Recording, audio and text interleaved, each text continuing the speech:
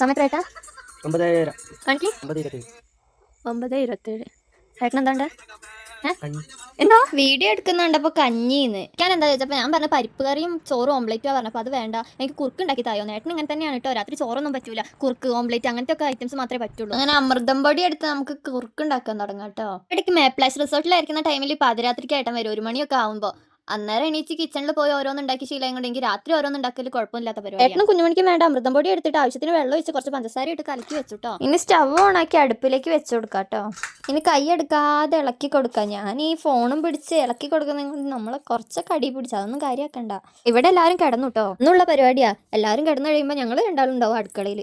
കുഞ്ഞുമണി ഇപ്പോഴും രാത്രി ഉറങ്ങൊന്നുമില്ല കേട്ടോ, പുലർച്ചയ്ക്കൊക്കെ ആയിരിക്കും കിടക്കാതെ. ഞങ്ങൾ ഉറക്കം കണക്കന്നെ. അമ്മമാരുടെ അവസ്ഥ ഇത് തന്നെയല്ലേ, മക്കളായി കഴിഞ്ഞിട്ട് കണക്ക് തന്നെ. ഉറക്കാണെങ്കിലും എല്ലാ കാര്യാനുസരിച്ചും ഭക്ഷണം കഴിക്കാൻ വരെ ചിലപ്പോൾ നേരം ഉണ്ടാവില്ല. അങ്ങനെയുള്ളവരെ മനസ്സിലാക്കാനും ആൾക്കാരും ഉണ്ട്. നമ്മളെ പാർട്ട്ണർ നമ്മളെ മനസ്സിലാക്കുന്നുണ്ടെങ്കിൽ പിന്നെ എന്തായാലേ വേണ്ട, അതുപോലെ. കുറുക്ക് റെഡി ആയിട്ടോ. നമുക്ക് അടി പിടിച്ച പാത്രം കുറച്ചു നേരം വെള്ളത്തിലിട്ട് വെക്കാം, വരുമ്പോഴത്തേക്കും കുതിർന്നിട്ടല്ലോ. ഏട്ടന് കാലിന് വയ്യാട്ടോ, അതുകൊണ്ട് തന്നെ കട്ടിലേക്ക് കൊണ്ട് കൊടുക്കുക ചെയ്യുന്നു. ഇല്ല, അറിയാത്ത പോലെ കിടക്കുന്നത്. ആരും തെറ്റിദ്ധരിക്കരുത് കേട്ടോ, കുട്ടിക്കാണേ, ഏട്ടനല്ല.